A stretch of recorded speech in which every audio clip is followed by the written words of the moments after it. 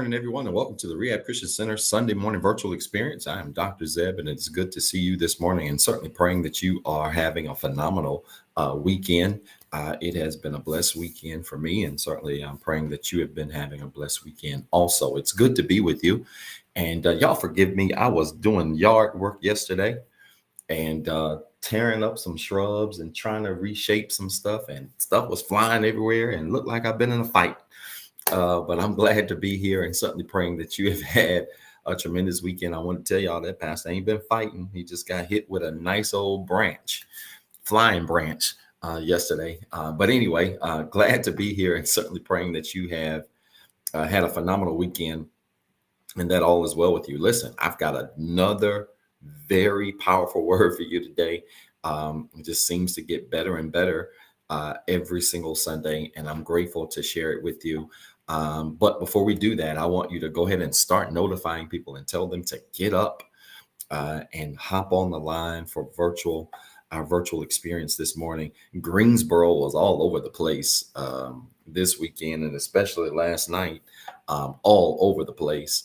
And I don't know, I think I might be the last person wearing a mask. I don't know what's going on with the mask situation, but it's good to be here, and certainly praying that you are doing everything that you can to keep yourself safe and sound. It is Super Sunday, and I'm grateful for Super Sunday. Every first Sunday is Super Sunday here at the Rehab Christian Center, and so we're grateful for today, and grateful to have your presence here, and just excited to be here with you again one more time. Listen, I want you to know I've been praying for you. I've been praying for you this week, and certainly praying that God is making a way for you and opening doors for you, your family, and everything concerning you. And I want you to be encouraged today. Things are going to get better in your life, and I am a living witness of that trouble cannot last always, and that things indeed do get better. And so you've got to continue to be encouraged. You've got to continue to be motivated, not to faint in this season, but to continue to hold on until things turn around for you. And they are. I'm here to tell you they are going to turn around. And I'm just grateful again just to be with you, and certainly praying that you have had a phenomenal week and weekend. Let's get to our networks really quickly. Facebook, good morning to you. It's good to see you virtually. Thank you so much for tuning in. Where did I put my water? Thank you so much for tuning in this morning and joining us. There it is. And joining us and being a part of our broadcast. Do me a favor. If you're on Facebook, I want you to hit that like button, hold it down, turn it to a love button, hit that share button, hit the @ symbol, tag 5 people and tell them to tune in right now. Tell them to jump on and tune in right now to the Rehab Christian Center Sunday morning virtual experience. Tell them to do it quickly because this is going to be a powerful word. I cannot wait to share it with you. Man, I'm telling you, it's going to be good. And I'm grateful that you've tuned in with us this morning. And so I want you to tag 5 people right now. If you're on Facebook, tell them to jump on. And then if you're on Facebook, make sure you say good morning in the chat area. Say good morning. And again, tag somebody, tell them to tune in this morning for our virtual experience. Thank you so much, Facebook. Instagram, good morning to you. Good to be with you virtually on this morning. Thank you so much for tuning in. If you're on Instagram, do me a favor. I want you to fill it up with hearts. Let me know you're there. And then also, I need you to start tagging people, waking people up. I had a few people on Instagram. A few of our Instagram viewers hit me up this week and was saying, Pastor, I'm really struggling. I'm really struggling. I'm really struggling. Having a hard time getting up, having a hard time doing this and that. But I love our Instagram members and viewers. They are a unique bunch. They are definitely a very unique bunch. But if you're on Instagram, do me a favor. I want you to hit that @ symbol, just as many of you already are. Tag 5 people and then say good morning in the chat area because there's always great lively conversation on Instagram if you've ever tuned in there. If you are not subscribed to our Instagram channel, do me a favor. Go to Instagram and type in @the Rehab Experience and follow us on Instagram so that you can also enjoy our ministry from that network. So again, say good morning. Hit that @ symbol if you just tuned in.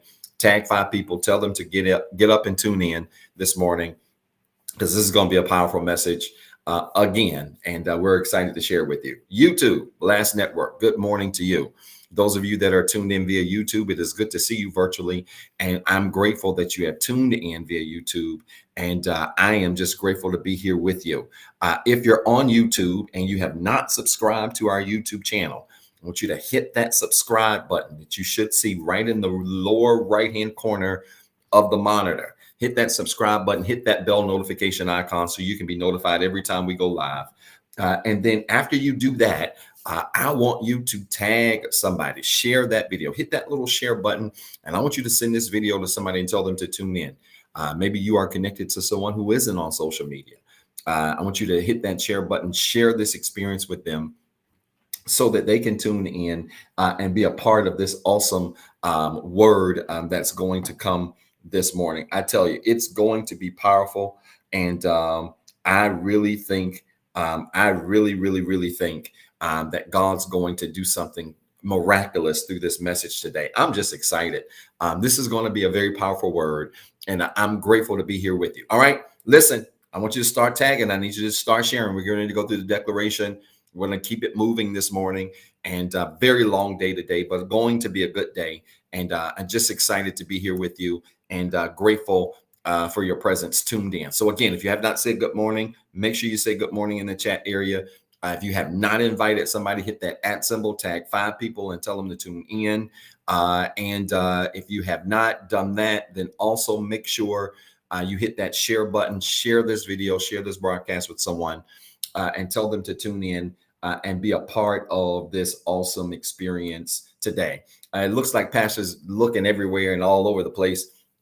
A couple of things going on this morning, but not bad things. But again, just grateful to be here with you, and thankful that you've tuned in on this Super Sunday. Every first Sunday at Rehab is Super Sunday. And we're just grateful that you've tuned in to be a part of our ministry. Listen, let's go through the declaration. I'm excited. I'm excited to walk through the declaration this morning. Let's go through it and let's get it started. All right. You know, if you've tuned into our broadcast before, you understand that our declaration is a rehash of our acronym: Rehab, Restore, Evangelize, Hope, Alternatives, Breakthrough. It is the 5 tenets that our ministry stands on. We always go through the declaration. I read it and I pause so that you can say it with me. And so we're going to go through that really quickly before we dive into this awesome quick lesson today. And just again, grateful to be here, and so good to see, even seeing some of my friends and family jumping on today. It's so good to see you. Listen, let's go through it. Ready? I want you to repeat after me. Say it with me. Restore. We declare that everything that is broken, lost, hurt, or destroyed that belongs to us and has been designed by God is restored. My faith is restored. Say it with me. My joy is restored. My mind is restored. Even my lost time is restored. I am no longer broken. The fact that I'm alive means I have another chance. My faith has restored me, and right now, His love is making me whole. Evangelize. Say it with me. We declare that God helped us so we can help somebody else. He loved me when I was unlovable. He changed me when I was a mess. His love lifted me when I was down. I'm not perfect, but I'm free. And anything that came for me can't keep me. Because I'm free, my circle is next. My family is saved. My friends are blessed. My plans are successful. My goals are ahead of schedule.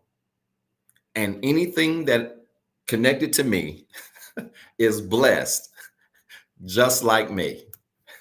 Say it with me. Hope. We declare that everything that is missing is not lost. In Jesus, I have hope. And this hope makes me confident. It doesn't matter what happens to me or around me. I'm going to win. My relationships are winning. My goals are winning. My family is winning. My neighbor is winning. This city will win, and my virtual row has the victory. My past is defeated, and my future is brighter today than it was yesterday. Alternatives, say it with me. We declare that God made us different. I'm a royal child, the light of the world, and the hope of my city. I respect the past, but I don't look like what I've been through. I love the church, and my life is balanced. I love coming to church, but I like flights, boats, and vacations. My whole life is blessed. I am the head and not the tail.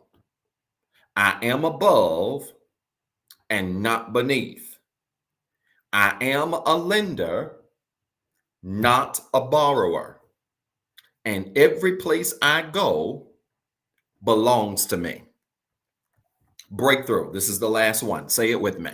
We declare that God has a breakthrough with our name on it. I have some challenges, but I am not defeated. No weapon formed against me can prosper. And I know that all things are working for my good. Things are not breaking down. They are about to break through. There is a breakthrough in my career. There is a breakthrough in my home. There is a breakthrough in my health. There is a breakthrough in my finances. I am here on purpose for a purpose. And everything that went wrong is getting ready to turn around. Did you say that with me? If you said that with me, I need you to do me a favor. I want you to type in the comments now. It's already done. Come on. We've been saying this since the first day in January. Can y'all believe it's October, number one? Like it's literally October and about to be Christmas. That's number one, right? But we have been saying this since January 1 of this year.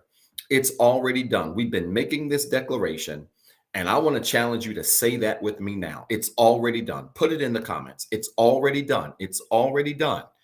God's making ways for you. God's opening doors for you. God's meeting needs for you. God is making the miraculous happen for you.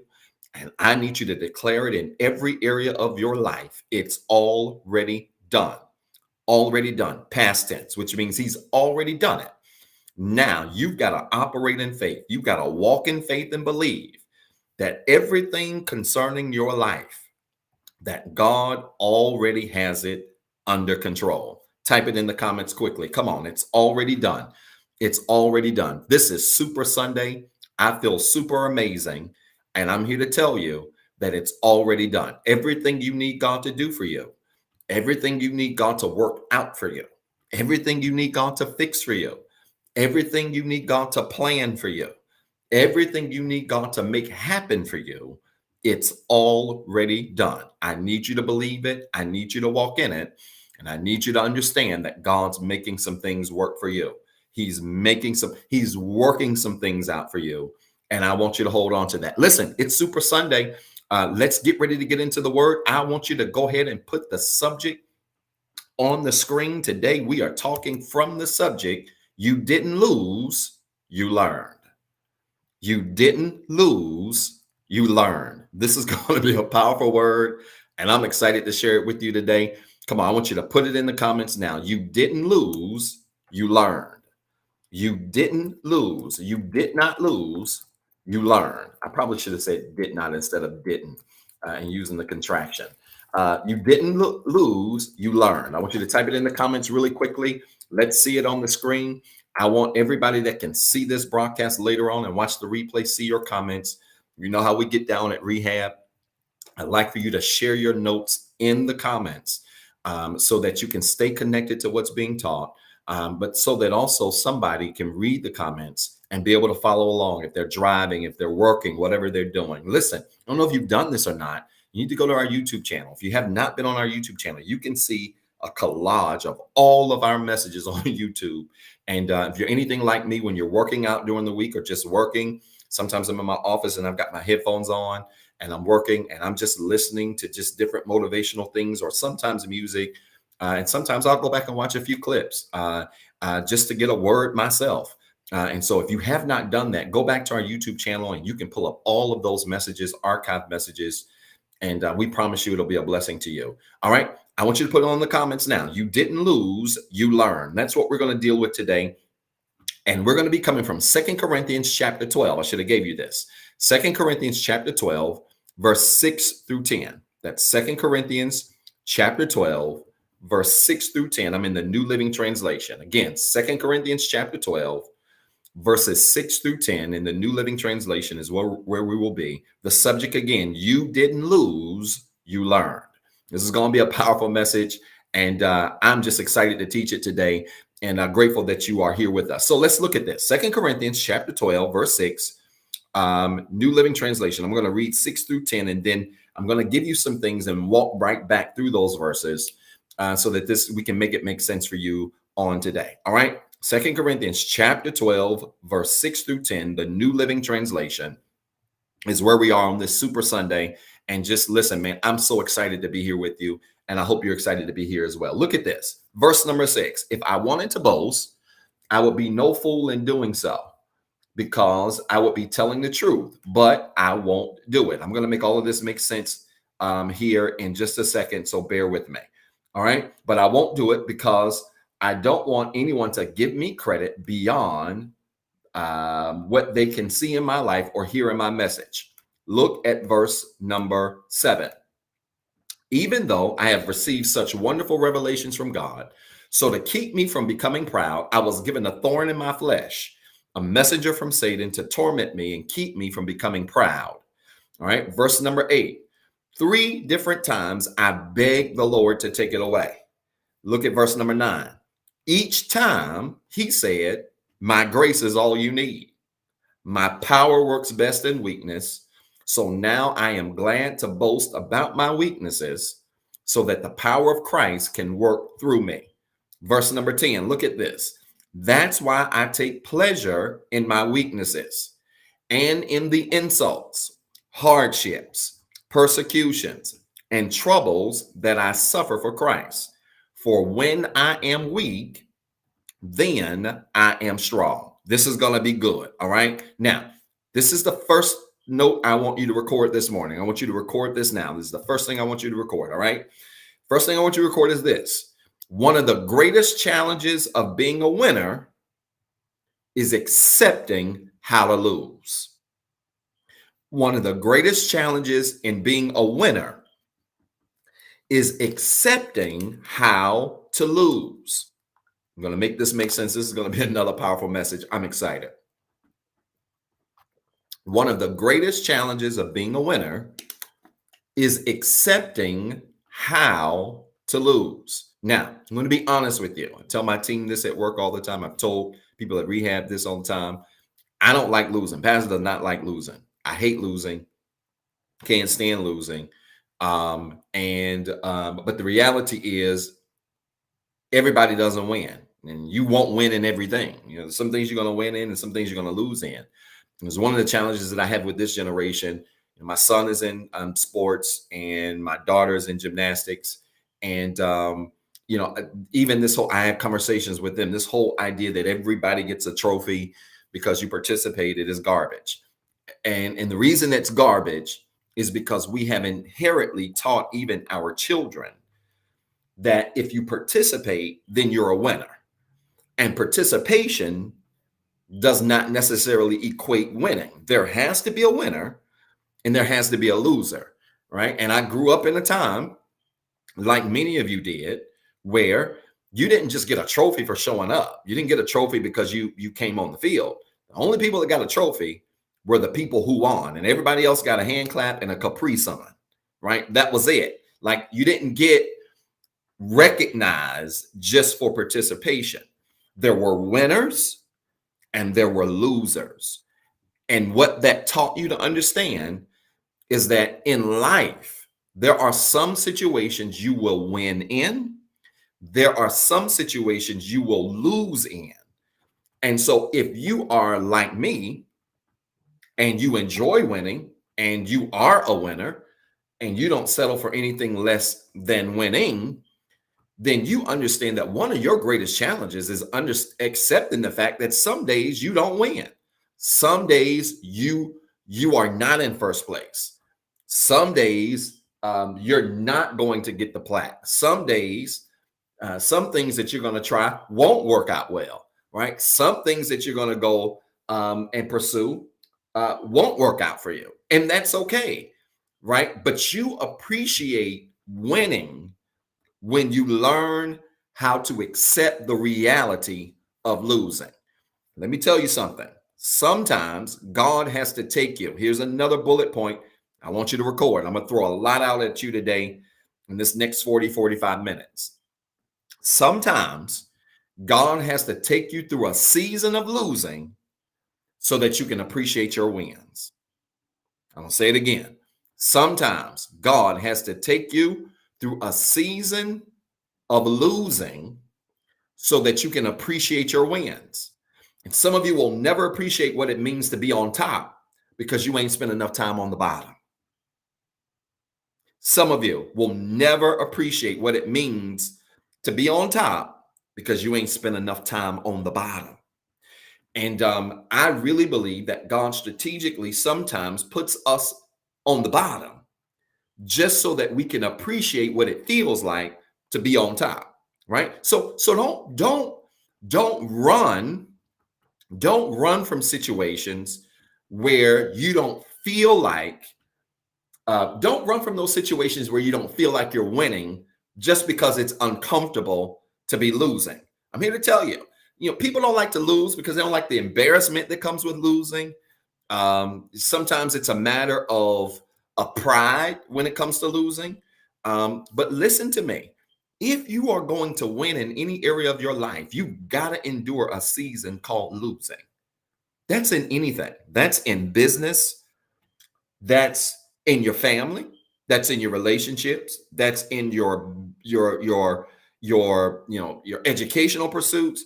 Whatever it is that you do, you will never understand the value of winning until you've had a losing season. And for many of us, those losing seasons are extended because it's a greater level of preparation for us to get ready for our winning seasons. And this is probably the easiest example I can give you. I don't like the Milwaukee Bucks, okay? Let's talk basketball quickly.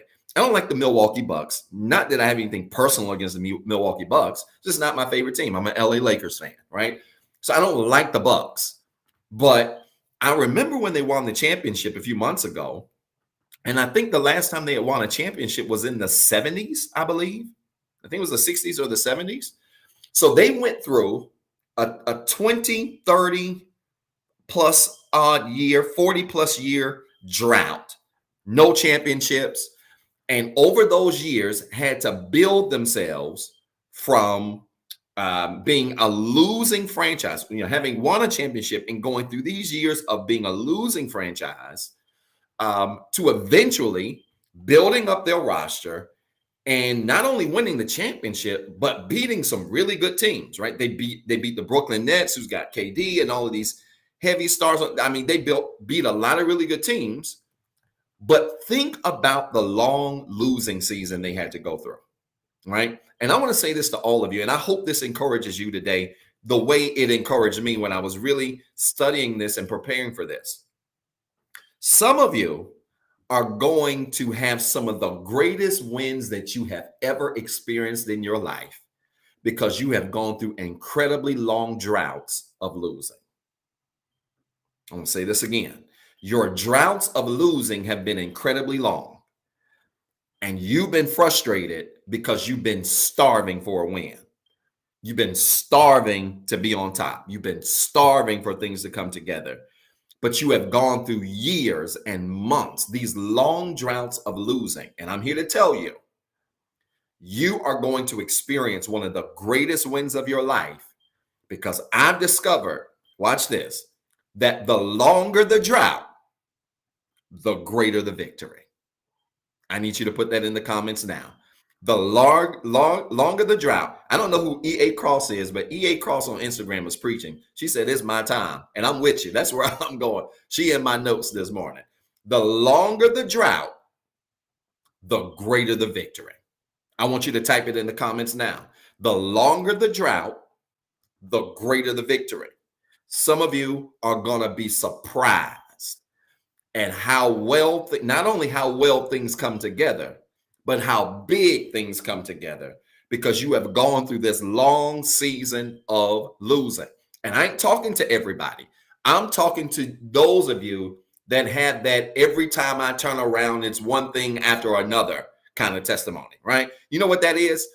Ever been through that one thing after another season where you fix one problem and then 3 more show up? You fix 2 of them and then 4 more show up. You fix all 4 of them and then 10 more show up. Like you're literally in this season of back-to-back losses and back-to-back challenges. I'm here to tell you, and I know this from personal experience, the longer the losing season, when you finally win, you're going to win big. Listen, I need you to put this in the comments now. I know I'm making y'all type a lot, but I told you this is going to get good. I want you to put this in the comments now. I'm going to win big. Big. Look, Milwaukee, the Bucks, they weren't just satisfied with winning an Eastern Conference championship. They did that. They weren't just satisfied with having the highest win totals in the league and the best record. They did that. They wanted the championship. And I'm here to tell you, if you can get through this long drought that you're in, I want you to know you ain't going to just win. You're going to win big. Come on. I need you to type it. Instagram is on fire. Facebook, YouTube, y'all slow. Instagram is on fire this morning. Put it in the comments now. I'm going to win big. You're not going to just win in this season, but you're literally going to win big. Like somebody said, I'm about to hit the lottery. Listen, hit that lottery. Remember your 10%. I promise I just had this conversation with somebody last night at dinner. I need one of y'all to hit. Y'all hit, and don't forget about Pastor. She said Heaven's Lottery.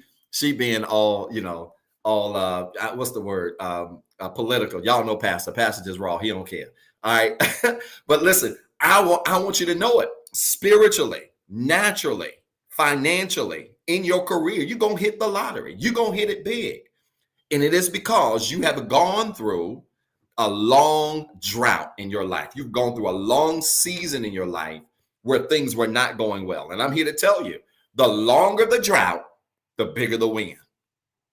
The longer the dry season, the bigger the win. You ain't going to just win, but I'm here to tell you this morning, you are going to win big. Y'all, I can't even keep up with the comments. Y'all rolling this morning. All right, let's do this. So I'm going to give you, this is what I'm going to give you today. I'm going to give you 3 realities of losing you must embrace.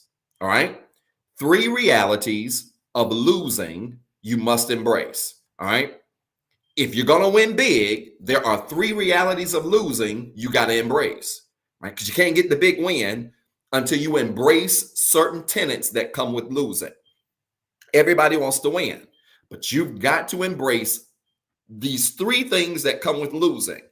And I promise you, this is going to make a whole lot of sense. You're going to apply it to every area of your life, and you're going to win big starting this week. All right. So I'm going to give you 3 realities. Thank you, Elder. 3 realities of losing that you must embrace if you're going to win big. All right. If you're going to win big, there are 3 realities of losing that you must embrace. All right. Let's look at this.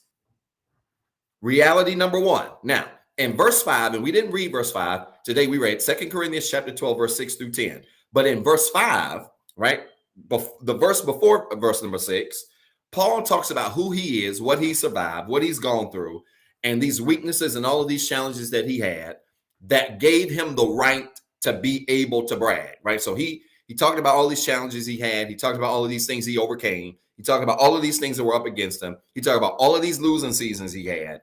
And he said, because of all of this, and because I overcame all of this, I have a right to brag, even though I don't. Here's reality number 1. You ready? What you lost kept you humble when you had a reason to brag. I'm going to make it make sense. What you lost, we're talking about 3 realities of losing you must embrace. What you lost kept you humble when you had a reason to brag. What you lost kept you humble when you had a reason to brag. Can I say this to many of you? There are many of you that went through some losing seasons that in reality, because you are about to bounce back so well, you're going to have every reason in the world to be able to brag and boast. But what you lost in the process of becoming is going to be the thing that keeps you humble even when you start losing. I don't know if this is making sense. Let me say it another way. Sometimes you can lose so much when you go through a losing season that even when you start winning, you are not positioned to brag because you think about the pain that you endured when you lost. See, many people don't realize that there are a lot of people that don't like you right now, not because of what you have. Let me take that back. A lot of people don't like you right now because of what you have and who you are and who you have become and how you're living right now. But what they don't realize is if they don't like you and they only see what you got, they wouldn't be able to stand you if they saw everything you lost. Is this making sense? People don't like you and they see you in a winning season. They see everything that's going well for you. They see all the things that you post on social media that are going well and all the things that are moving in your business and in your career and in your relationships. They see this positive stuff and folk can't stand you like already. But just imagine if they had the opportunity to see all the business deals that you lost. Imagine if they had access to all of the bad relationships that you were in that failed. Imagine if they had access to all of the times you were passed over for a promotion and somebody else got promoted and you had to stand there when you were more qualified. See, understand this, that even though you are going to be in a winning season, and many of us are already in the season, understand this, you got every right and reason to be able to brag, but people don't realize that what you lost is what keeps you humble. It ain't what you have that keeps you humble. It is what you lost that kept you humble. And Paul makes this really clear here because he says that while I got it going on now, I'm paraphrasing, that while I've got it going on right now, what you don't realize is I lost a whole lot of stuff. I went through a whole lot of things, and it is those things that I went through, it is those things that I lost that really positioned me to not only be blessed to win, but it positioned me to be humble. Listen, somebody need to hear this today because somebody got a lot of really good things going on in their life, but somebody has lost sight of the fact that it was God that made these things happen in their life, right? Because if you ain't careful, things can be going so well in your life that you stop praying, you stop giving honor to God, you stop giving reverence to him for doing everything that he's doing in your life. You start taking credit for stuff that he did. You start taking credit for stuff that he worked out. Somebody needs to hear this today. Somebody's in a season where things are going so well that you stop giving God credit. You stop seeking God. You stop praying to God. You stop thanking God. Somebody needs to hear this today. Sometimes your best move is to sit down and be humble. Sit down and be humble. Yeah, you winning. Yeah, things are going well. But every now and then, you need to sit down and be humble. Put it in the comments now. Sit down and be humble. Even when I want to brag, when Pastor wants to brag about everything that's going well in his life and everything that's coming together in his life, sometimes I got to sit down, be humble. Sit down and be humble. I have to remember where I came from. I have to remember the times I was losing my mind, felt like it. I have to remember the times where it seemed like nothing was going to come together. And that causes me and gives me the strength to sit down, be humble. It is humility that positions you to continue to win, right? And so it's crazy to me.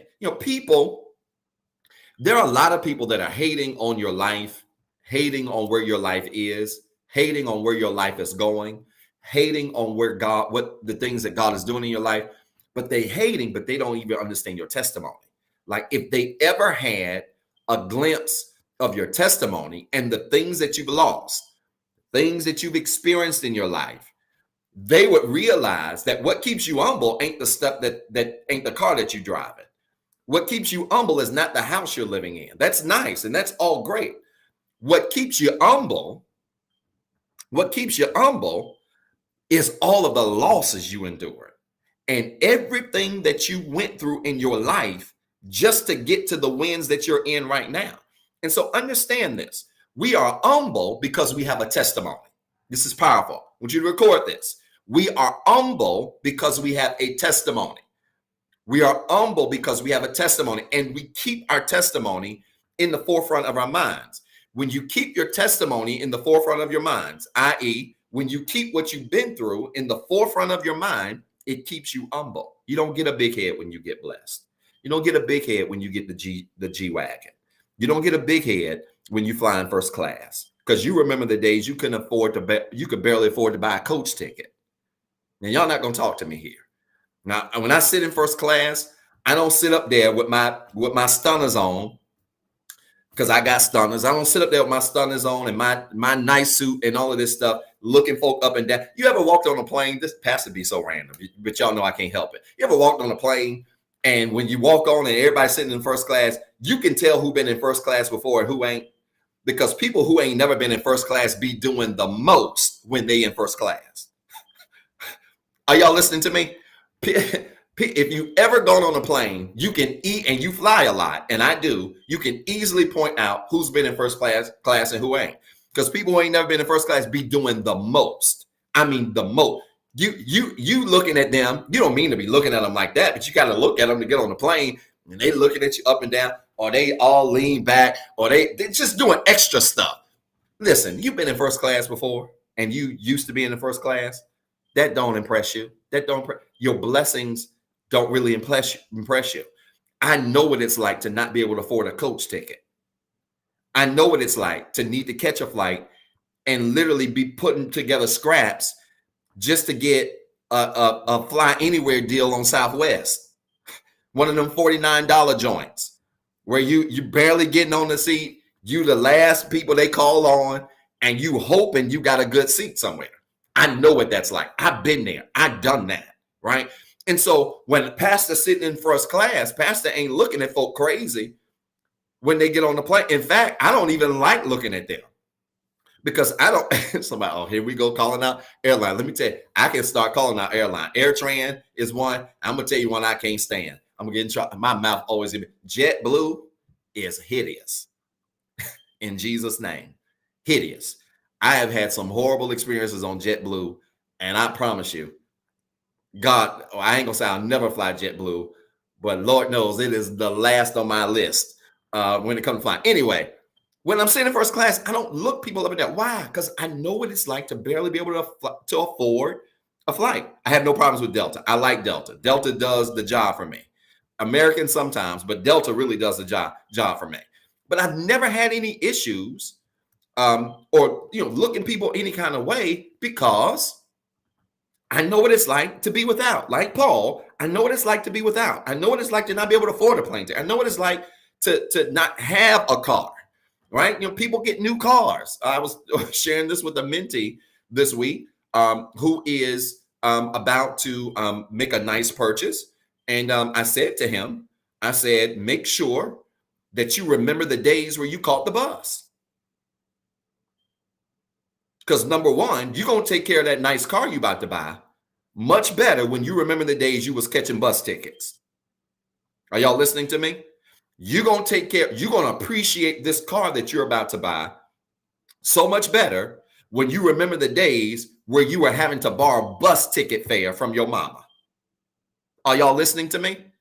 See, you got to understand, people get mad because you're doing well, because you're cute, because you're winning in business, you're winning in relationships, but people don't even know the amount of years you struggled financially, your self-esteem struggle. You struggled in all of these areas for years, and all they see is your winning season. And I'm here to tell you that you've got to remember the times where you didn't have anything, and that will always keep you humble when you got a reason to brag. That'll keep you humble when you got a reason to boast. That'll keep you humble when you got a reason to flex on people. Listen, you ain't got to flex when you got it. And not only do you not have to flex when you got it, you don't have to flex when you know where you came from. And see, many of us, every single day, man, I was telling actually a new client of mine who was challenging me and saying, Zeb, you need to just go do your business stuff. And I said, listen, it's on my mind. I want to so bad. The clientele isn't where it needs to be. But I'm telling y'all, the last 2-3 weeks have been the biggest for my personal business in my entire life. And if I keep having weeks like that, Pastor gonna be putting in his notice. I'm just telling you straight up. Pastor's just, that's where I am. But you know what? As I was getting these new clients and getting these new business opportunities, I remembered the days where nobody gave me a chance. I remembered the days where nobody would return my phone calls. I remembered the days where people overlooked my skills and hired people who were less qualified. I remembered those days, and those days are what keep you humble. Those days are what keep you on the grind. See, a lot of us get blessed and then we get fat and lazy. We get blessed, we get fat and lazy. We stop working hard. We stop grinding every day. You get a few contracts, and now you stop, putting the word out and marketing your business and taking care of your day-to-day. Listen, you can't get blessed and get comfortable. When you get blessed, you got to remember the days you didn't have anything. You got to remember the days where nobody was calling you, and you got to keep that same grind even when you eat. Here's the best way I can put it. When you're eating, you got to work like you ain't got no food. When you're eating, you got to work like you ain't got nothing coming in. When you're winning and you banking checks and your relationships are going well, you got to operate in those spaces like they're not going well. You got to keep that same fire under you, because it is that fire. It is that energy. I like that word. It is that fire. It is that energy that will keep you hungry, that'll keep you moving towards the direction that you need to be in, right? Folk get mad at you because you post your little selfies, but they don't even realize you went through for years battling with self-esteem. For years, you had self-esteem issues. Maybe those self-esteems were connected to a physical condition you had. Maybe those self-esteem issues were connected to bad relationships you were in. Maybe those self-esteem issues were like Pastor, where in 3rd grade, you had picture day and didn't tell your mom and daddy you had picture day, and they sent you to school in a G.I. Joe shirt with no haircut, and you were snaggatoo, and you took a horrible picture. You never liked pictures since. Sorry, mama.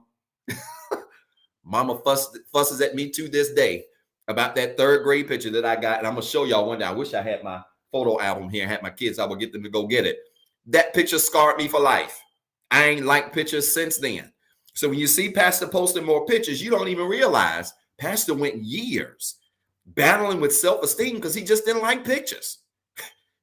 Right? We judge people in how they are blessed now without knowing the backstory of how they got to where they are, not knowing the backstory of how they arrived in the space that they're in. All right. And so again, Paul says, I could brag if I wanted to, and I would be telling the truth, but he stays quiet because he realizes that it is success that keeps him humble. It is success that reminds him of where he came from. It is success that reminds him of what he's been through. And I want to challenge you to do the same thing. It is your success that should keep you grounded. All right. Reality number 2. Reality number 2. Is this blessing anybody? I want you to share this video. If it is, I want you to share this video with somebody really quickly. Is this blessing anybody? And listen, while I'm on it, before I get to reality number 2, while I'm on it, let me just say this. If you have not read the book, Rich Dad, Poor Dad, I want to challenge all of you. If you have not read the book, Rich Dad, Poor Dad, read the book, Rich Dad, Poor Dad. There is an audible version you can find on YouTube where somebody narrates it. It's about 7 or 8 hours. And so again, if you're like me, if you have audio things that play during the day or while you're working out or whatever, Rich Dad, Poor Dad. Rich Dad, that might be my house. I think my smoke detector just started beeping, of course. And I got members that's going to give me a fit about that. I believe so. It might be me. I'm not sure. Rich Dad, Poor Dad is a book I want all of you to read. Okay. If you have not read that book, I want you to read the book, Rich Dad, Poor Dad. Let me tell you what's so important about this book. The book, Rich Dad, Poor Dad, really deals with being successful, but being humble like you ain't got it. And there are a lot of lessons we can take from rich people as it relates to how we carry ourselves, as it relates. Look, not all rich people. Let me backtrack. Let me backtrack. Because not all rich people have a positive mentality. There are a lot of snobbish rich people who got money and they real snobbish with it. So I'm not talking about them. But I'm talking about people who are rich, but have a really good mentality with their riches. There's something we can take from a lot of those folks that are rich, but humble at the same time. And one of them is just even in the humility of how they carry themselves. I told Rehab this years ago. I don't know if Rehab remembers this, but it's so crazy, right? Even like down to things like back to school shopping. I'm gonna get in trouble right here, but let me just deal with it. This is a perfect time to deal with this. Back to school shopping, right? Black folks, I'm gonna get in trouble, but y'all know me, I'm gonna keep it 100. What we have done traditionally over the years, I'm guilty. Back to school shopping, we go out, buy all of these clothes, all of these shoes. We send our kids to school. They are fashioned out. Like our kids, many of our kids, mine included, could win fashion contests. Like they are sharp to the T, and we buy all of this stuff and send them to school. And they have all of these name brand things, and they just look great. And not only do they have these name brand things, many of them deservedly so. They do well in school. They've got great grades. That's a prerequisite for my kids. I don't mind getting you J's. I didn't get my first pair of Jordans until I was in 8th grade. No, it was 7th grade. And it was because I made all A's and won something called Big M the year before. Remember that like yesterday. You know, so my kids are young and already wearing J. I don't mind getting y'all J's and name brand stuff and all of that stuff. I have no problem with that. But there's one prerequisite. You're gonna make good grades. You ain't gonna be cute and dumb. What you ain't gonna do is be handsome and stupid. That ain't what we do in this house. Y'all can do what y'all want to do in y'all's house. We don't do that in this house. You can look nice, and we're gonna look nice, but that's gonna also be contingent on them grades. If not, y'all gonna save me some money, and we just ain't gonna worry about it. All right, that's just passed in his house. Do it how you want in your house. But Black folks have traditionally done that, right? We poured all of this money into our kids when they go back to school. Meanwhile, look at other races, and sometimes these other races that have a lot of money, what do they do back to school? Nothing. They buy book bags, LL Bean book bags, school supplies, and the same things that they wore from the summer and the spring before the weather changes in the fall. Them kids come right back to school with them same outfits on.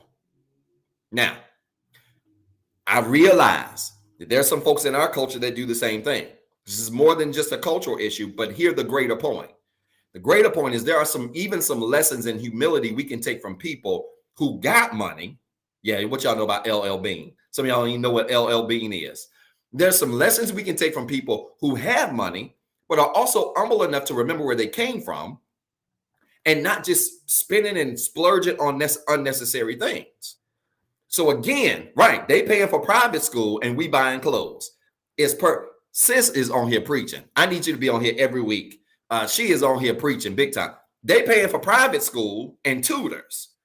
We paying for name brand clothes and cars, right? And so there's some lessons we can take there.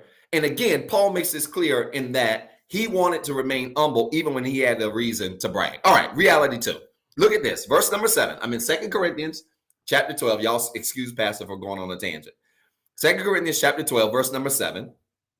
Paul states that because of the abundance of revelation, because he had it going on so much, because he had so many things going for him, including the abundance of revelation, the ability to understand God's word and the mysteries of God, because he had this great knowledge. Because of this, God gave him a thorn to keep him humble. So he blessed Paul, but he also gave him a challenge so he would stay humble. Here's the second reality of losing I want you to remember. Don't ever forget this. You ready? Every struggle you have is designed to make you better. This is going to bless somebody. Every struggle you have, every single last one of them, is designed to make you better. This is reality number 2. I'm giving you 3 realities of losing. Every struggle you have is designed to make you better. Every single struggle you have is designed to make you better. This is so important. You know what I discovered in my life? Man, I had a real good conversation. You may have seen me post a little bit about it yesterday. I had a really good conversation Friday with someone, about an hour and a half conversation, somebody going through some serious things in her life and had a mental breakdown. She literally had a mini crisis and called me. She's a mentee, former student, called me. And actually, she texted me and said, can we talk? And I was on another call. She said, it's an emergency. And I responded back and said, what's wrong? She said, I just had a mental breakdown. I really need you. And so when I got off this call, I called her. And one of the things that I shared with her, I was helping her, but I was reminding myself, and in the process, helping myself. Listen to this. God sometimes gives you challenges so that you can stay in front of him. I need y'all to listen to me.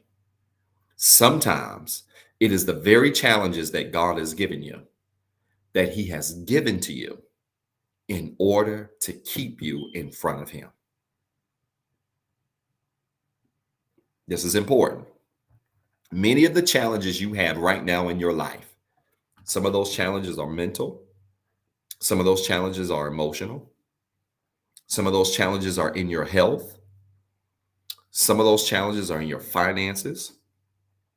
Some of those challenges are in your family. Some of those challenges are in just your normal everyday way of living. You've just got challenges that are, there are some challenges that God gave you on purpose. Listen to me. Yes, he's a God that blesses. We talk about the God that blesses, but listen, there is also the God that gives you challenges so that you can stay in front of him. Listen to me. Could it be that God has given you some physical ailments just so, not to hurt you, not to take your life, not to make you miserable, but could it be he has given you some physical challenges so that while he's blessing you at the same time, those physical challenges that he's given to you have been placed there so that you stay in front of him? Are y'all listening to the old man? See, I've discovered this, that sometimes he has to give us those challenges because if we're not careful, we will get blessed and forget about the one that blessed us. We'll get blessed and forget about the one that made a way for us. Come on, y'all. Some of y'all barely praying now. Look at your life. Yeah, things aren't perfect in your life, but look at all the great things you got going on in your life.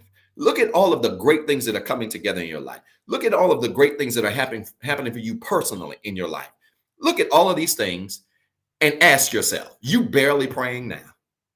With all of the great things that are going on in your life, just imagine how you would really be acting if you didn't have a physical ailment, if you didn't have a credit challenge, if you were maybe not living in, maybe living in a neighborhood that you don't want to live in, or not having relationship challenges, or whatever. I'm here to tell you, God gives you an assigned thorn to keep you in front of him. And I don't care how great you are. I don't care how special you are. I don't care how saved you are. I don't care how much you claim to know God or love him. God assigns to all of us a thorn so that we can stay in front of him. And he does it on purpose. Why? Because he wants us through that challenge to understand that every struggle we have is designed to make us better. The physical struggle is designed to keep you praying and to make you better. The financial struggle is designed to keep you focused on making better financial decisions so that you can be better. The relationship struggles that you've had have been designed to help you understand what you need and what you don't need so that you can be prepared for better relationships and be better. Every challenge you have has been designed to make you better. And we miss this because we think that he's just a God that blesses, that he's just a God that heals bodies, and he's just a God that makes a way and opens doors, right? We know that God and we love that God. He's also a God that says, listen, I'm going to give you this little problem right here just so I can make sure you stay close to me. Can anybody testify with me? And I want you to put up the hand raise emoji if I'm talking to you, as if we're in church, because by this point, I'd be telling you to wave your hand. Can anybody testify with Pastor and say, Pastor, I truly believe on this Super Sunday that there are some things God gave to me on purpose just to keep me close to him? Let me see your hands. Anybody? Can anybody relate to that? I know for a fact there were seasons of my life where things were going so well that out of the blue, bam, God hit me with some stuff on purpose just to keep me close to him. Just to remind me that I'm not going to let you get off that easy. You blessed. You got a lot of great things going for you. You got a lot of things happening for you, but you ain't going to get off that easy. Let me give you this financial issue. Let me give you this physical challenge. Let me give you a challenge in your relationships, in your home. Let me give you these challenges so I can keep you in front of me, so I can keep you close to me. Let me tell you something. If you're in that season of your life, I don't want you to panic. God does this so that you can stay close to him.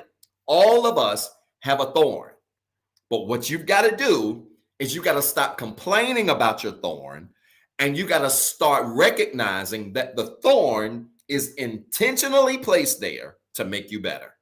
It's intentional. The thorn is not designed to destroy you. The challenge that you have is not designed to make you weak. The challenge that you have is not designed to take you out of here. The challenge that you have has been designed to keep you in front of God.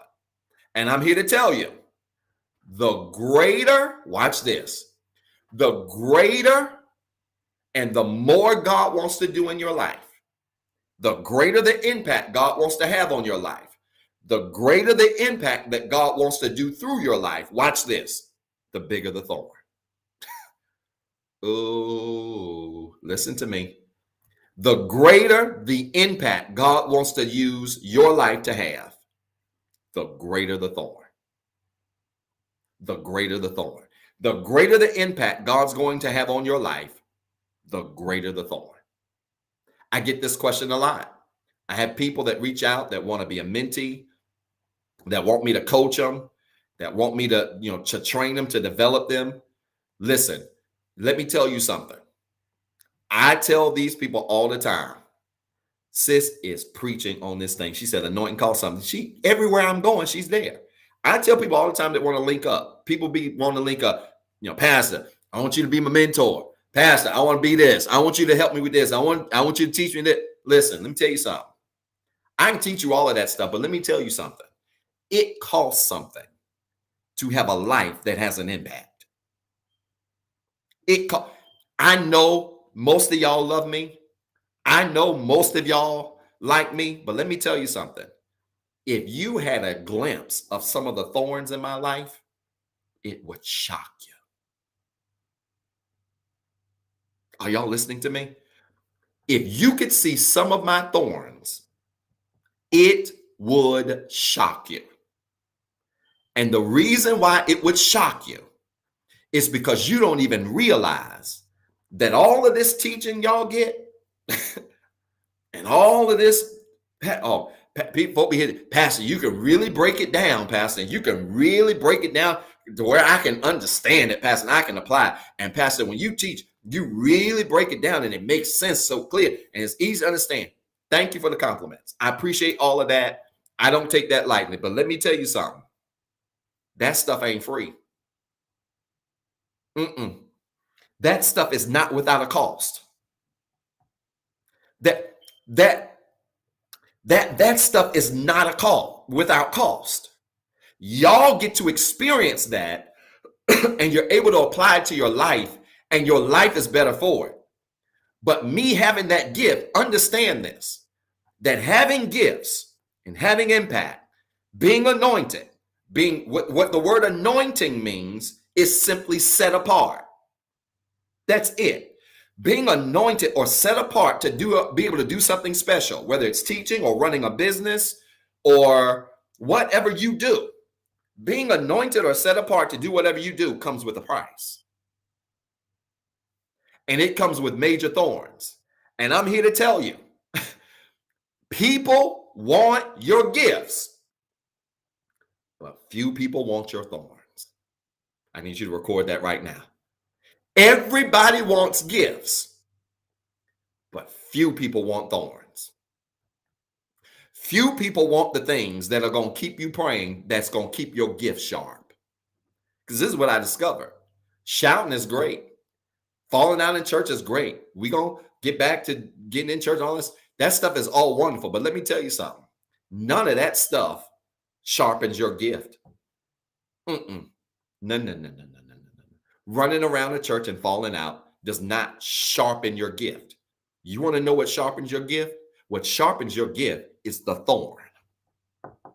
The thorn is what sharpens your gift. It is the thing that you can't stand about your life that you struggle with.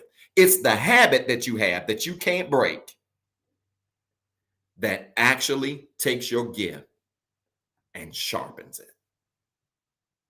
So I tell my little mentees that want to sign up, that want me to coach them and mentor. No problem, I coach and mentor. But let me tell you something. What you're signing up for, as your life gets better and as your influence gets better and your impact gets better and the things that you want to work on gets better, what you're also signing up for is a new level of thorns. You want great impact? You also want big thorns. You want great influence? You also want big thorns. Pastor got a whole lot of problems and challenges that I could never share with y'all because the reality is you wouldn't be able to receive my gift if you saw my thorns. Some people wouldn't be able to receive your gift if they knew your struggles. Some people wouldn't be able to receive your gift if they knew your challenges. So what God does is he gives you thorns, but then he gives you the wisdom and the discretion to keep those thorns to you and people closest to you that can love you and the thorn, because most people can't love you and your thorns. Everybody likes the rose. Few people like the things that prick on them. Everybody don't have the capacity to love you and love your challenges. This is why you need to keep your challenges off social media. You need to keep your challenges off the group chat, because everybody can't like you and like your challenges at the same time. It's only a select few people that can know your challenges, know your gifts, and be able to accept both of them. You know why Pastor's circle is this small right here? Y'all see how small that circle is? Y'all know why Pastor's circle is this small? The reason Pastor's circle is this small is because few people can appreciate who I am as a pastor, a coach, a CEO, an entrepreneur, everything I do in business and education. but also as a man who has challenges. If you need to know this morning who to put in your circle, let me help you. Here's the cheat sheet. Put people in your circle that can appreciate your gift and your challenge. I just helped y'all. Evaluate your circle and ask yourself a simple question. Can everybody in my circle appreciate my gift and my challenges? If the answer is no, they don't belong in there.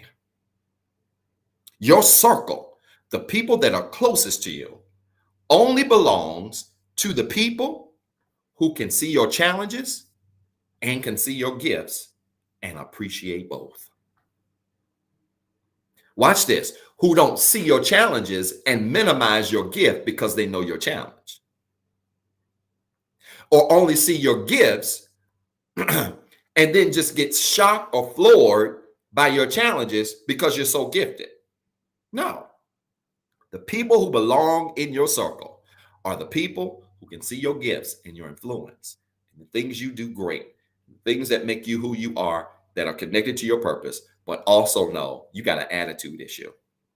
You really a hothead that goes from 0 to 100 in less than 5 seconds, but you're still gifted. You still got influence. You're still impactful in your work. Everybody can do, because most people would know your impact and your influence, but then know that you're a hothead and wouldn't be able to receive your influence because they would be saying, she talented, but she got a temper. She talented, but she this. He's this, but he's that. You don't need people in your life, your circle that is, especially. Life is different because everybody can be on the exterior. But in your circle, you don't need people who got a lot of but statements. He's this, but he also do this. She's this, but she's also struggled with this. Because those are people who can't see your gifts and your challenge. They can't see your influence and your thorn. And you need people in your circle who can see your influence and know your greatness, but also know you got some challenges. Watch, and they don't hold your challenges over your head. Or better than that, when y'all fall out, they don't bring your challenges to the forefront. Y'all this ain't even in my notes, but let me give y'all some more free advice. This is why before you put anybody in your circle, you need to have an argument with them first. Let me just give y'all some old-fashioned wisdom. Don't put nobody in your circle that you ain't had an argument with. Why? Because when you have an argument with people that are in your circle, who know your thorns, who know your secrets, who know where all the dead bodies are, you need to see how they handle your secrets when they don't like you. This free teaching this morning. I don't even know what to say. You need to see how they handle your thorns when they fall out with you. Are they going to open the refrigerator and let everybody see what's in there? Or are they going to remember the connection that you have and let that connection be greater than a disagreement? I don't put nobody in my circle that I ain't fell out with. Let me help y'all. I don't put nobody in my circle that I've never fallen out with. I've had people fall out with me. God, no. I've had people beg to be in my circle, and they fell out with me and start calling me all kinds of stuff. And then I looked at them and said, that's why you're not in my circle. I'm giving y'all the blueprint. I've had folk beg, Pastor, mentor me, do this, help me, Pastor. Then get mad and start saying all kinds of crazy stuff. That's why you're not in my circle. That's exactly why. See, you don't put nobody in your circle if you ain't had a disagreement with them. Because when you have disagreements with people, then you really see if they're able to love you and love your challenges in the middle of all your disagreements. I'm trying to help y'all. This free game. Stop putting everybody in your circle. I need you to type that in the comments. This ain't even in my notes. This is a bonus on Super Sunday. Stop putting everybody in your circle, especially if you ain't falling out with them, especially if they're not familiar with your struggle and have seen you operate in what you do well, but also know you got some challenges and can handle it the same. Stop putting everybody in your circle. You need to stop. Only award people the circle status that you have fallen out with and they never changed. Oh, come on, y'all. They never changed. They never flaked on what they thought about you. I'm going to just tell y'all, and Pastor preaching to himself right now. I didn't even mean to go ahead, but this is a whole word. Let me tell y'all something. A lot of people changed on Pastor the last 16, 17 months. A lot of people. And Pastor didn't take it personal. He didn't take it personal at all. But understand this. I be marking that stuff. I remember that. Because if you ever want to get in my circle, I'm not going to remember what you think well of me. I'm going to remember how you responded when things were looking bad. Because how you respond when things look bad in the lives of the people that are in your life says everything about the character and the nature of the relationship you have with them. This is a good word. Y'all ain't even ready for this. Are y'all listening to the old man? So hear me. You've got to make sure that you realize the thorn is necessary for your growth. Here's the third and final reality of losing. Right? The third and final reality of losing, and it comes from 2 Corinthians chapter 12, verse 8 through 10. If this is blessing y'all, fill it up with hearts, clap, do something. Let me know that this is making sense. All right. The third and final reality of losing is found in 2 Corinthians chapter 12, verse 8 through 10, because Paul asked God 3 times to remove the weakness, to remove the challenge, to remove the problem. And God would not remove it. He said, God, get rid of this thing that give me a hard time. I got all this good stuff that I do, this great stuff that I do. Just get rid of my thorn because it's bothering me. He asked God 3 times and God would not do it. And then God responds in verse 10 with the best verse where he says, my grace is really sufficient. All you really need is my grace. You don't need to get rid of the thorn. You need grace. Grace gives you the ability to operate when you got to struggle. Here's the third reality of losing that I want you to remember. You ready? You ready? God's power works best when you've lost some power. God's power works best when you've lost some power. God's power in your life works best when you have lost some power.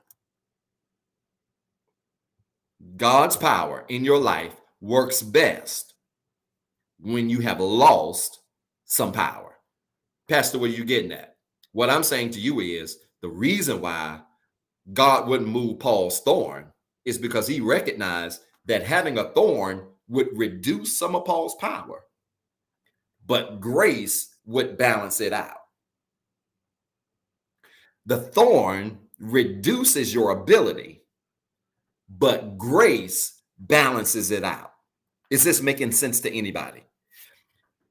Your challenge can weaken you, but grace keeps you strong. Grace balances the power. So when your challenges attack you, it is grace that keeps you even keel. See, it is grace that helps you learn how to live with it until living with it makes you better. Did y'all hear what I said? There are some things with grace you're going to have to learn how to live with until living with it makes you better. This is a whole word right here. There are some challenges you got in your life that God ain't going to take away, but He's going to give you grace instead. He's going to say, I tell you what, instead of taking away that challenge, here's some grace. Learn how to live with it and keep doing that until living with it makes you better. Are y'all listening to me? Are y'all listening to me? Did y'all hear what I said? There are some things that God ain't going to take from you, but He's going to give you grace instead and say, listen, no, you're going to keep the thing, the attitude, the habit, whatever it is. I'm not going to get into name and habits. I don't believe in all of that. Y'all try to make one thing greater than the other. It's all bad. The habit, whatever. I'm not taking that. You're going to keep the habit, but I'm going to give you some grace. And grace is going to teach you how to operate with the habit. And then if you keep doing it and get good at it, Watch this. Because I'm God, I will allow people to not be able to see the habit because all they'll see on you is my grace.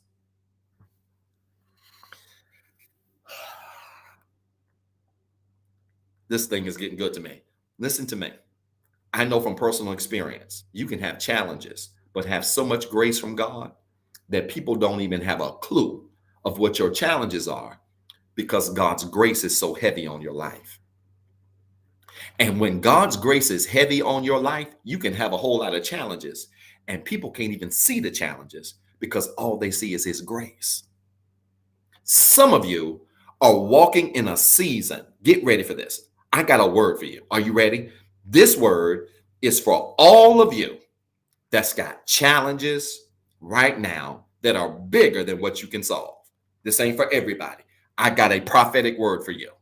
For all of you that have challenges in your life that are greater than your ability. You got habits in your life that are greater than your strength that you've been working on for years, could not solve. I've got a word for you. You're getting ready to walk into a season called unparalleled grace. You're getting ready to walk in a season called unparalleled grace, which means God gonna give you so much grace that even with your challenges, people won't be able to spot out the weakness because all they're gonna see is the gloss that's on you. And that gloss, that glaze is called grace. You know, I like to look at grace like glaze. Y'all know Pastor's a foodie. He loves food. I like to look at grace like glaze. If you put glaze on anything, for instance, donuts, take a donut for an example. A well-made donut does not need the glaze. I know everybody talks about Krispy Kreme. I get it. Krispy Kreme is a good donut, but there are better donut places. There's a place here in the Triad, Duck Donuts, to me, is better than Krispy Kreme. When you get a duck donut, it's like eating a little mini cake. Watch this. I want you to catch the revelation. It's like eating a mini cake. But when you put some glaze on the donut, first of all, the donut is good by itself. But the glaze on the donut makes the donut that's already good much better. That's how grace works. Y'all, if you ever had an unglazed Krispy Kreme donut, it's pretty good. But when that donut at Krispy Kreme runs under the machine,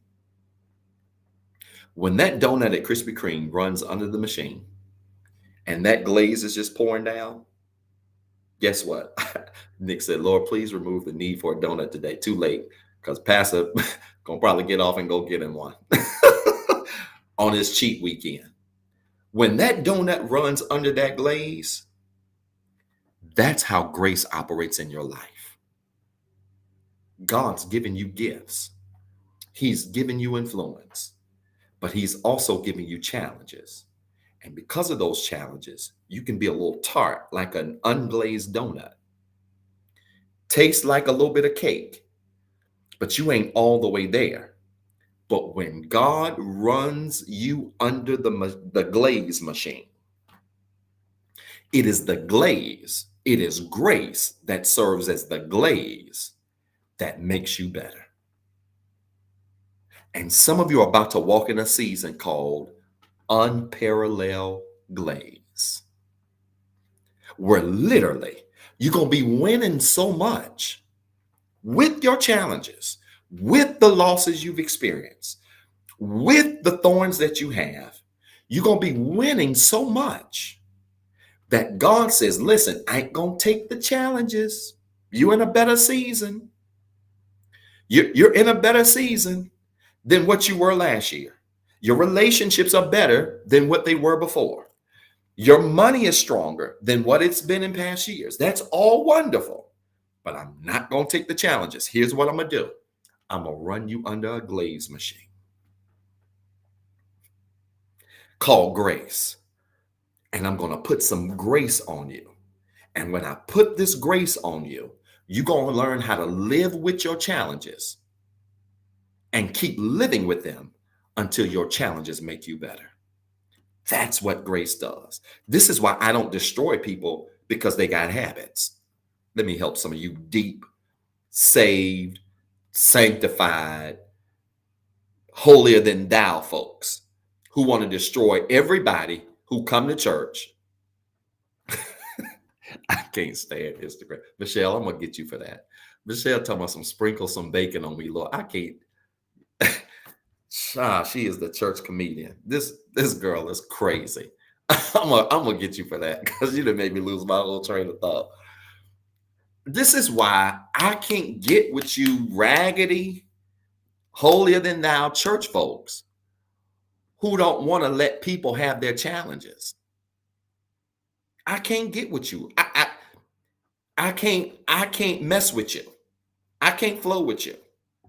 I can't get down with you because I'm here to tell you, I'm a living witness that you can have challenges, but have a whole lot of glaze on you and still be effective and still be impactful and still be influential and still be successful, even with your challenges. Y'all stop throwing people away because they got challenges. Don't throw them away. Watch this. Run them under a glaze machine. Stop telling people that they can't be good or effective because they got challenges. What you need to tell people is let God put some glaze on you, i.e. grace. Let God put some grace on you. And as he puts grace on you, your challenges might not go away. But the grace that God gives you is going to be the glaze that covers you. So when people consume you, they consume a good you. Can I help y'all? The reason y'all able to consume this word every week is not because Pastor ain't got challenges. Pastor got challenges. Pastor got major challenges. Pastor got challenges that'll make you blush. Pastor's got major challenges, but you know what? You can consume this word because before you get it, God runs Pastor under a glaze machine. That's what grace is. Grace is the ultimate glaze machine. So stop throwing people away. Stop giving up on people because they got challenges. Stop giving up on people because they got issues. And understand that grace is the glaze that makes you edible. Edible. Grace is the glaze that makes you edible. Grace is the glaze that makes all of us be able to consume you. Stop throwing people away because they got issues. And understand that it is the losses and the things that we learn from them, combined with the thorns that God keeps in our lives, but also gives us grace, that keeps us strong and solid. Y'all, did this message bless anybody today? If it did, fill it up with hearts. We're about to pray. I'm getting ready to pray with all of you. If this message blessed you today, I want you to fill it up with hearts right now. I told y'all it was going to be good. I told you. Told you. It was going to be. This message bless anybody today? I want you to fill it up with hearts. We're getting ready to pray. We're getting ready to pray. I want the moderators to put it up now. If you got a prayer request, I want you to go ahead and type your prayer request in the comments now. If you've got a prayer request, something you want me to pray for this week, you can email your prayer request to info@rehabcc.org. info@rehabcc.org. Subject line, prayer request. You can email your prayer request. But I want you to know, I pray for you every single morning, 4:15 in the morning. I get up 4:15 a.m. every morning. And some of you have caught on to my routine because many of you send me messages on social media. You DM me, send me messages. Hey, Pastor, I'm up. It ain't quite 4:15. Some of you be more like 5, 6. But hey, Pastor, I'm up. I know you're up. I just want you to know I'm praying for you. I love you. And it's so awesome to hear from so many of you every single week. But every week, every day, Monday through Friday, 4:15, I'm up. I pray over your prayer request, whatever it is that you need prayer for. So if you've got a prayer request, I want you to type it in the comments right now. Right now. I want you to type your prayer request in the comments right now. If you've got a prayer request, because I want you to know that I'm praying for you. The effectual, fervent prayer of the righteous availeth much. As I see them as I'm talking, I'm going to read a few of them. But go ahead and type your prayer request. Good. I continue to order my steps into purpose and destiny. Absolutely. I never met you, E.A. Cross, but E.A. Cross preached on Instagram. There was a lot of folk preaching on Instagram this morning. Sister Nikki, pray for my sister and her family. for being who she is. Absolutely. Pray for people to see the glaze on everyone that heard this message and to respond to us accordingly. That's right. Start responding to people according to the grace that's on their life. When you do that, you'll be able to receive from them a whole lot better. Good. Come on. More prayer requests. I see them popping up. Prayer of elevation, consistency, and growth. Absolutely, Miss Washington. We will certainly be praying for that. Mother Joyce, please pray for my daughter and family and pastor and family and me. Absolutely. I appreciate that, Mother Joyce. Can't wait to see you all in a few hours today. I'm really excited about that. Come on, put up your prayer request. Thank you so much, cuz. I appreciate that. Great word, Dr. Taylor. Appreciate you. Listen, you got a prayer request? Come on. You got 30 seconds. I want you to type it quickly, y'all. Quickly. Type in your prayer request. Good. Restoration in my home, healing and growth. Come on, put up your prayer request. If there's something you want me to pray over this week, I need you to type it now. If not, if it's, hey, Pastor, this is too personal. I've got some personal things going on. Can't put it out in public. No problem. Email your prayer request to info@rehabcc.org. info@rehabcc.org. Put in the subject line prayer request. That's very important. Subject line prayer request so that it is funneled to me and we can read that. Good. Restoration in my home, healing and growth for the upcoming unparalleled grace season. Absolutely. I'm telling you, some of you are about to win in this season like never before because you're about to enter into a season called grace like never before. And I want you to know you earned that. For my circle and I, absolutely. There's a strong spirit of addiction running rapid through our cities and families. Absolutely. Praying for that spirit of addiction without a doubt. Spiritual growth in my family. Good. Negative test results, healings, without a doubt. People are still testing positive for this virus. My daughter is not feeling well this morning. Going to have to get her to the doctor either later, emergency room, either later on today or perhaps the doctor tomorrow. We're going to just see how she goes. So absolutely pray. People are getting sick, and this is a very serious time. Pastor Zeb and the Rehab family, I really appreciate that. Definitely pray for me and pray for rehab, healing, and strength, without a doubt. My mental strength and wisdom, order my steps, cover me in glaze, without a doubt. Praying for that. Really appreciate that prayer request. General prayer for everyone connected to me and me. Praying for that. Good, good. Travel and mercy. Those of you that are traveling, a lot of us have been traveling a lot. Definitely praying for those of you that are traveling. We've even got a few members that tune in that are flight attendants and flight stewardess that travel all the time and are around all kinds of people that I know it has to be a challenge to be in that industry in today's time where people are being forced to wear masks and all kinds of things. Certainly praying for those of you that work in the airlines industry, that God will continue to keep you. Praying for your daughter, Pastor. I appreciate that. Thank you so much. Thank you, Pastor, praying for you. I really appreciate that. Please keep me in your prayers. It really means a lot. Good. I see we've got somebody else in the airline industry. So many people. Sister Carla works in the airline industry. So many people that tune in, that support our ministry, that are members, virtual members of our ministry, do that. So I'm praying for all of you. Do me a favor, y'all. I want you to connect your hands like this as a sign, a symbol of faith. All right. Just as if we are touching hands, holding hands. I want you to connect your hands like this as a sign, a symbol of faith. We're getting ready to pray. We're getting ready to pray. And I want you to clasp your hands as a sign, a symbol of faith, because we believe in the power of prayer. And I want you to know that prayer certainly still changes things. Connect your hands like this as a sign, a symbol of faith. Let's get ready to pray. All right. Are you ready? Let's do it together. Father, in Jesus' name, I thank you for this word. Thank you for this time of sharing that you've given us. I pray, God, that this word has challenged somebody, has maybe even convicted somebody. But we thank you, God, for a word that didn't condemn. There is no condemnation in you. I pray that this word did not condemn, but that it convicted, that it challenged somebody to take a second look at their lives, to take a second look at the losses they've experienced, to take a second look at the challenges called thorns that they have in their lives, and to see these as lessons and opportunities to walk in a greater level of victory that they've ever experienced before. We thank you, God, for this unparalleled season of grace that you're moving us into. You're going to give us the grace to overcome our habits. You're going to give us the grace to overcome our challenges. You're going to give us the grace to be the best versions of us that you've called us to be. And so, God, now I speak out into the airways ways over the lives of your people, that, God, you don't give us more houses, cars, money, and clothes, but that you would continue to give us more grace. Give us the grace that will allow us to be successful, even with our challenges, so that we can grow, develop, and mature to become everything you've called us to be and more. Now, God, for every prayer request that's come across this line, we lift it up to you now. We ask, God, that you would answer the prayers of your people, that you would make a way as only you can. that you would open the door as only you can, that you would meet a need as only you can. God, all of the prayer requests that have come across this broadcast live, the prayer requests that have been typed in for those that are watching this replay, the prayer requests that have been sent to our inbox, God, we lift them up to you because we know you're a prayer answering God. You're a way maker. You're a miracle worker. You're a promise keeper. And God, you are the God that answers prayer.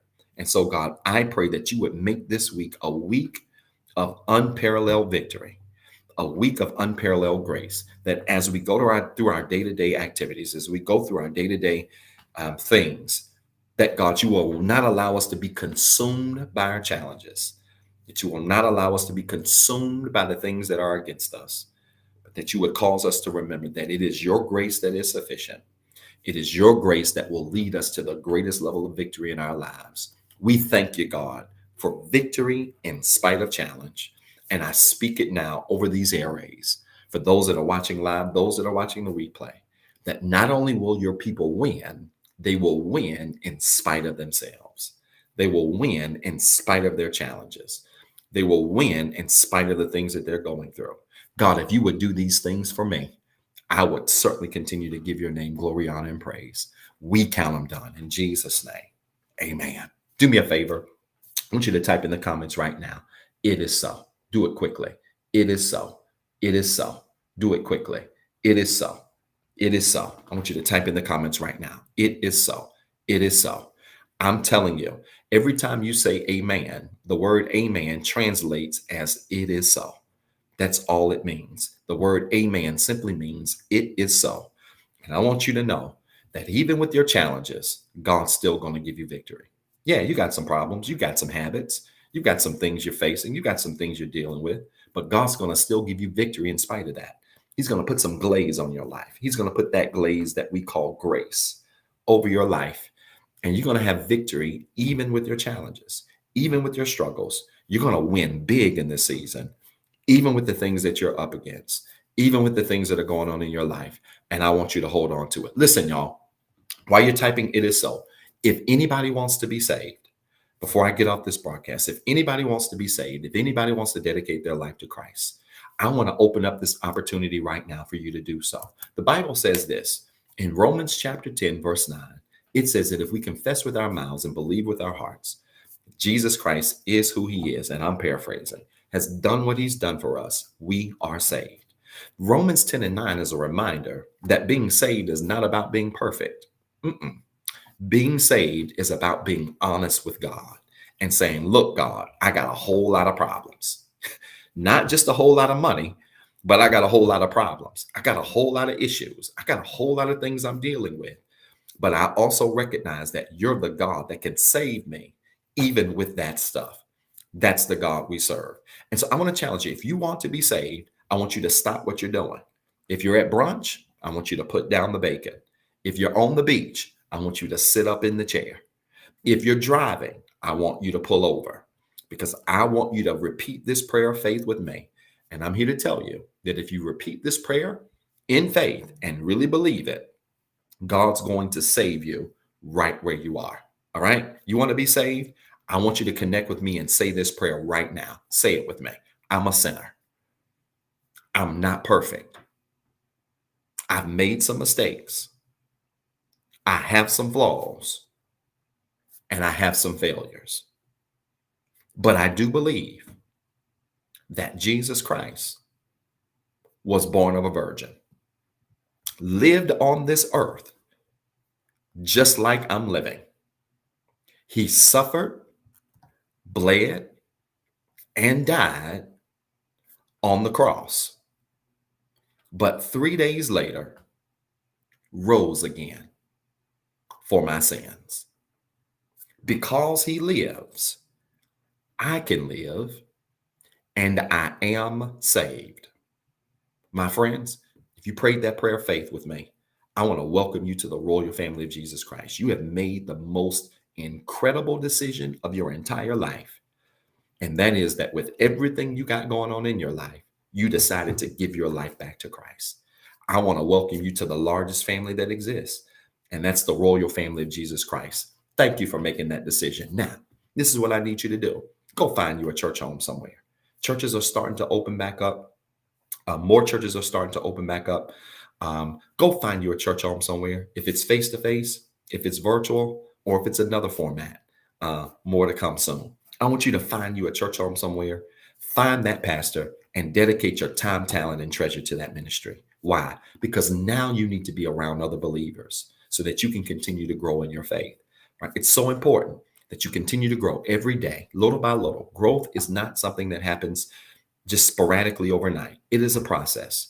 You need to surround yourself with other believers who also love God, but also have challenges so that you can continue to be encouraged in the faith, whether that's face to face, virtually, whatever the case may be. Listen, find you a church home that's a Bible teaching, Bible believing, community based outreach church and go be a part of that ministry wherever you are. We have people tuned in from all over that watch this broadcast live and the replay. Maybe you watch this broadcast and you said, listen, I like the Rehab Christian Center. I've never heard teaching like this before. I want to be a part of this ministry, even if I have to join virtually because I'm not in Greensboro and can't be a physical member. I want to challenge you today. If you want to be a part of our ministry, I would love to welcome you to the Rehab Christian Center. We ain't the largest church. We ain't the biggest church, but we are without a doubt the nicest church on the entire planet. And it's what I hang my hat on. Why? Because it's filled with a whole lot of people that's got a whole lot of problems, but also have a whole lot of grace. Listen, you looking for a church to call home? Do me a favor. You can just type in the comments now, #membership. And one of our moderators will reach out to you, get some information from you. And it's so simple. That simple. You can be a part of our ministry, whether you live in the city or I've got virtual members in Atlanta and everywhere else that tune in every single week to get this word. I want to challenge you today. You want to be a part of our ministry, just simply type #membership. And we would love to welcome you to our ministry. That is the nicest church on the planet, the perfect place for the imperfect people, the Rehab Christian Center. Listen, y'all, I love y'all. I want to challenge you quickly to give. This is Super Sunday. So I want to challenge you quickly to give, really quickly. I want to challenge you to give today. If this message, this ministry has been a blessing to you, you can be a part and you can be a blessing back to us by giving three ways, one of three ways. One, via Cash App, $REHABCCGIVE. Our website, www.rehabcc.org, choose online giving. Or you can text the word REHABWORKS, text REHABWORKS to 88202. And you can use either one of those methods and you can be a blessing to our ministry today. We believe in the power of tithes and offering. In less than 7 years, we were fortunate to feed over 20,000 people, to provide food and clothing for over 20,000 people in less than 7 years. And we're a small church. Why? Because tithing and offerings, they work. If you use them right, they work. And so we believe in that. Pastor got paid this week. The first thing I did was cash out my tithes and offering. I believe in that. So I want to challenge you today to give your tithes, sow a seed, and then even participate in our $99 capital campaign seed. We'll be having some discussions really soon about the building and where we're going next. And it's going to be powerful. And so I want to challenge you to give today and participate in our capital campaign seed. If this ministry has been a blessing to you, sow a $99 seed into our ministry today. And I promise you, God will bless you. Again, you can give one of three ways via Cash App, $REHABCCGIVE. That's $REHABCCGIVE. You can give through our website, www.rehabcc.org. That's www.rehabcc.org and simply choose online giving. Or you can text REHABWORKS. Text REHABWORKS to 88202. That's REHABWORKS to 88202. And right to your cell phone, you'll see a prompt. Click on it, and you can follow that prompt, enter your information, and you can give right from your cell phone, right from where you are. But I want to challenge you today to give. I want to challenge you today to support our Super Sunday. Every first Sunday is our Super Sunday. And I want to challenge you to support us. And I want you to know I am so grateful for how you have supported us in this all virtual format. So many of you have been so consistent throughout these 15, 16 months we've been in this virtual format. And I want to say thank you personally for continuing to be consistent in your giving, continuing to be consistent in your time and your efforts, and being a part of our ministry. And so I want to challenge you today again to give. If this ministry, if this message has been a blessing to you in any kind of way. Listen, y'all, I love y'all. I'm praying for y'all. I can't wait to see you Tuesday, 7:08 p.m. Join me Tuesday, 7:08 p.m. for a very powerful life study experience. We call our Bible study Life Study. And the reason we do is because we talk about life things. And it's going to be a powerful session. And so I can't wait to see you this Tuesday, 7:08 p.m. Do me a favor if you have not already. I want you to share this video. I want you to like this video, love this video. I want you to tag 5 people and tell them to go back and watch the replay. They're going to be blessed by today's message, I promise you. And then make plans to join us this Tuesday at 7:08 p.m. right here at the perfect place for imperfect people, the Rehab Christian Center. And I cannot wait to see you then. All right. I love you guys. I'm praying for y'all. I'm rooting for y'all. I want y'all to have a fantastic week. And I plan to see you this Tuesday at 7:08 p.m. for a powerful word. All right. Enjoy your Sunday. Don't forget, you didn't lose in this season. You're learning in this season. And you're getting ready to walk in a season called unparalleled grace. I love you. I'm praying for you. Peace and blessings. Thank you for watching the Rehab Christian Center live experience. If this broadcast has been a blessing to you and you would like to be a blessing to our leader, Dr. Zeb Talley III, you can sow a seed into his ministry by CashAPP at $ Pastor ZT3. It is our prayer that this message of hope encouraged, enlightened, and empowered you to be better. Please tune in Tuesday at 7:08 p.m. for our life study experience. And as always, be blessed and have a wonderful